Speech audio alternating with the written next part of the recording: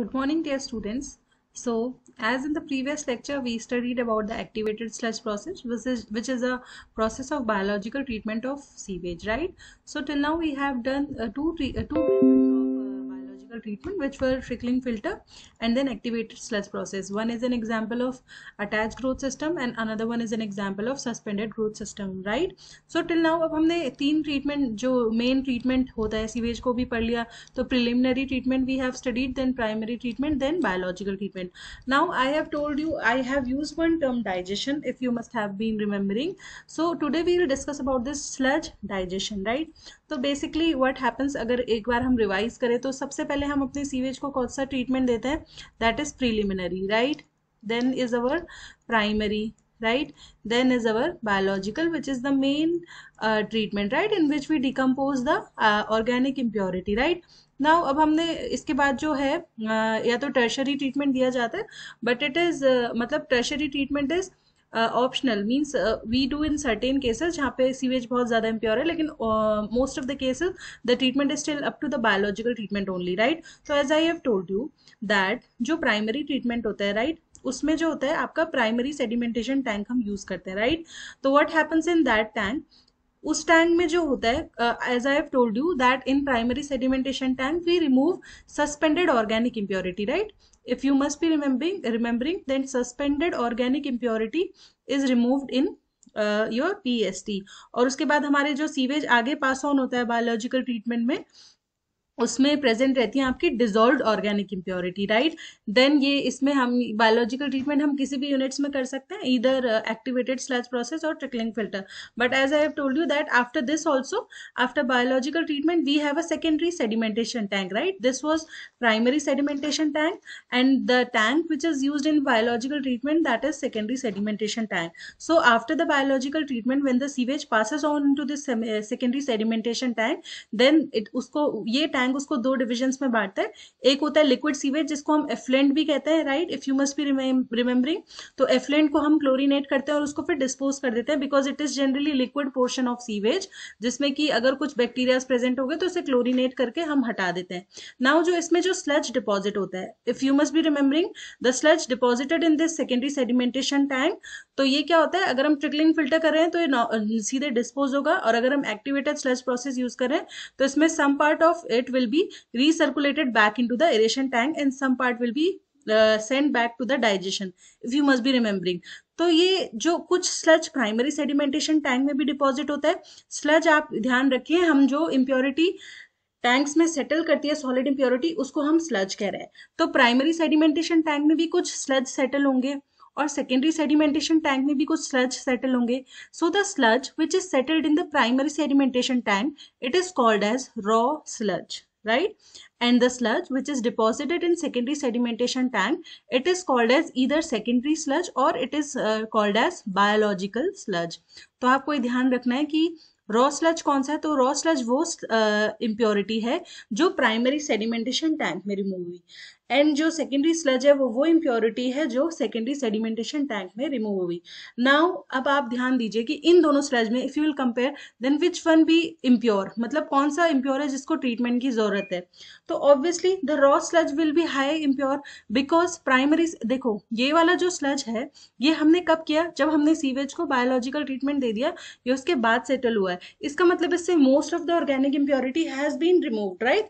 जितनी भी हमारी प्रोसेस की जो एफिशिएंसी होगी, सपोज 80% एफिशिएंसी हो गया, 90%, तो लगभग इसमें जो ऑर्गेनिक इम्प्योरिटी होगी वो 10% होगी सिर्फ.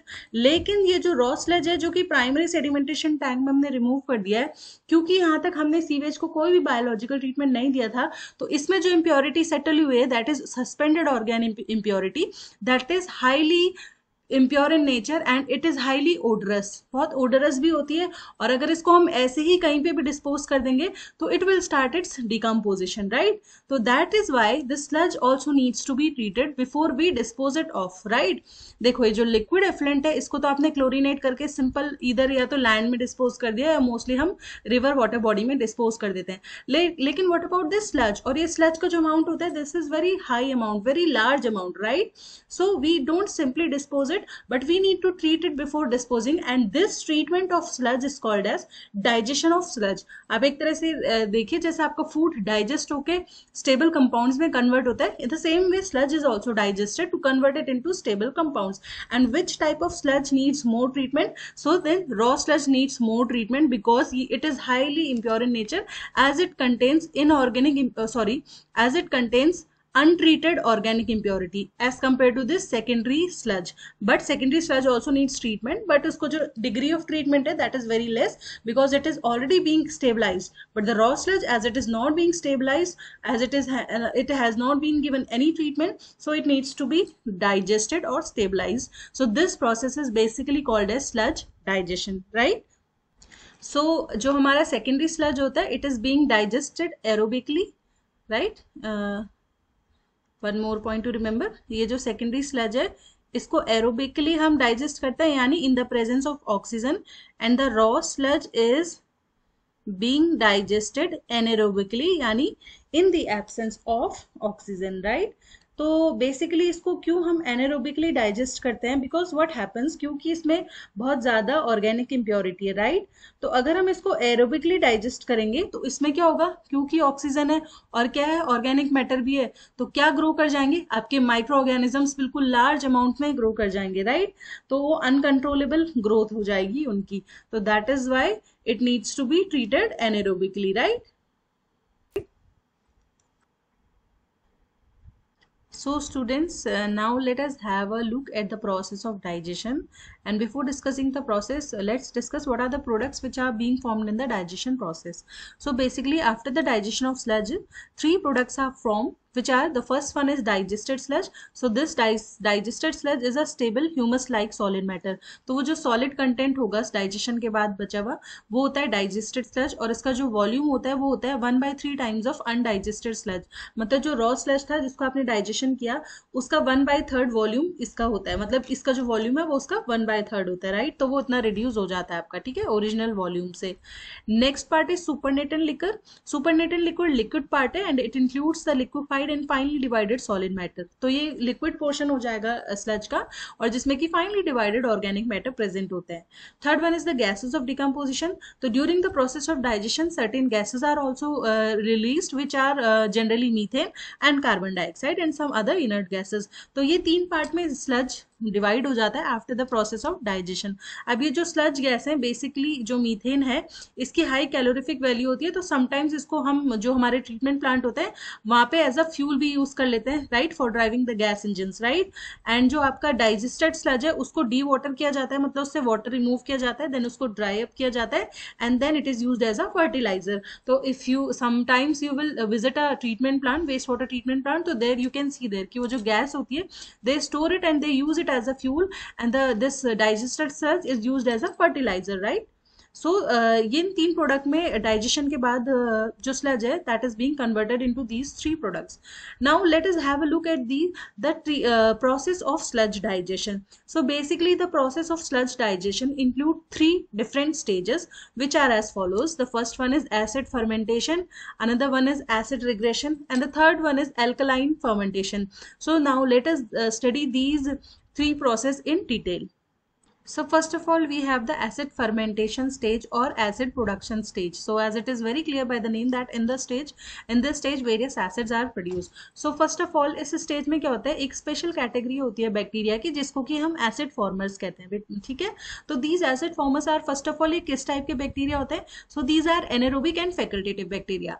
So anaerobic तो आपको पता होगा that which works in the absence of oxygen, and facultative मतलब it works in both in the presence and absence of oxygen. ये दोनों conditions में काम कर सकता है. तो इस स्टेज में जो एसिड फॉर्मर बैक्टीरिया है वो रिएक्ट करता है किसके ऊपर, ऑर्गेनिक मैटर के ऊपर, राइट? और उसको पहले सोल्यूबलाइज करता है, राइट?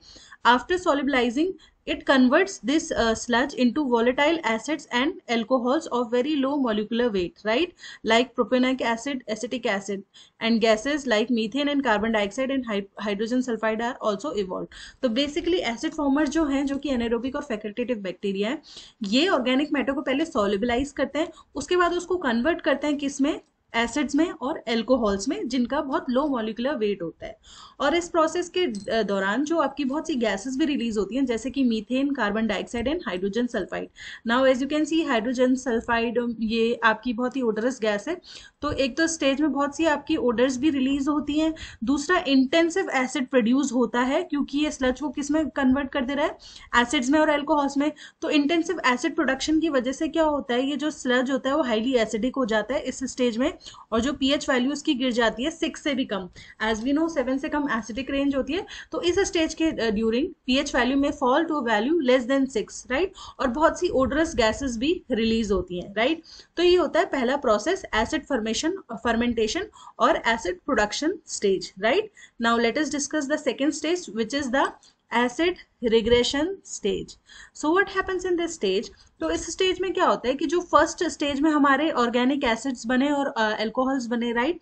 तो इस स्टेज में अब उन कंपाउंड्स के ऊपर कौन एक्ट करते हैं, इनके ऊपर अब दूसरे बैक्टीरिया एक्ट करते हैं, राइट। तो जब ये बैक्टीरिया उसके ऊपर एक्ट करते हैं, so they convert these alcohols जो पहले स्टेज में फॉर्म हुए और एसिड्स को they converted into acid carbonates and ammonia compounds, right. और एक small amount of hydrogen sulphide and carbon dioxide gases are also given off in this stage. तो basically stage पे भी आपकी ऑफेंसिव ऑर्डर्स रिलीज होती हैं, but जो pH value होती है वो थोड़ा बहुत बढ़ जाती है, दैट इज टू अबाउट 6.8 ये बढ़ जाती है। मतलब जो एसिड प्रोडक्शन है वो, क्योंकि एसिड कन्वर्ट हो जाता है एसिड कार्बोनेट्स में, इसलिए जो pH की वैल्यू थोड़ा अल्कलाइन रेंज की तरफ आती है, that is about 6.8, right. Now what happens, इस वाले प्रोसेस में जो डिकम्पोज स्लज है वो क्या करता है, जो गैसेस रिलीज होती है उनको इंट्रैप कर देता है और फोमी बन जाता है। फोमी जब बन जाता है तो वो सरफेस में राइज कर जाता है टू फॉर्म स्कम, मतलब वो सरफेस पे फॉर्म होकर एक लेयर बना देता है जिसे हम स्कम कहते हैं। बेसिकली एक लेयर बना देता है, उसके अंदर क्या इंट्रैप्ड रहती है, गैसेस इंट्रैप्ड रहती है। जो ये सेकेंड स्टेज है, this continues for a period of about 3 months, right. And the BOD of the sludge remains high even during this stage. तो पहली स्टेज में भी बीओडी बहुत ज्यादा रहती है और दूसरी स्टेज में भी बीओडी बहुत ज्यादा रहती है। और ये जो दूसरी स्टेज है about for a period of 3 months ये आपकी कंटिन्यू होती है। So this was acid regression stage, जिसमें कि एसिड जो पहली स्टेज में फॉर्म हुए थे वो कन्वर्ट होते हैं acid carbonates and ammonia compounds में। Now we have the third stage which is the alkaline fermentation stage, right. So what happens in this stage?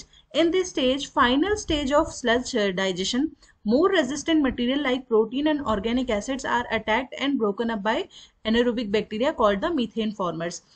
तो अब जो हमारे स्लज में सबसे ज्यादा रेजिस्टेंट मटेरियल है जिसको कि कहते हैं protein and organic acids, resistant मतलब जिनमें सबसे ज्यादा स्ट्रेंथ है, जिन पे अब तक कोई बैक्टीरिया अटैक नहीं कर पाए थे, इनमें अब अटैक करते हैं एक special category of anaerobic bacteria which is the methane formers, right. और ये इसको कन्वर्ट करते हैं किसमें, सिंपल सब्सटेंस में like ammonia, organic acids and gases.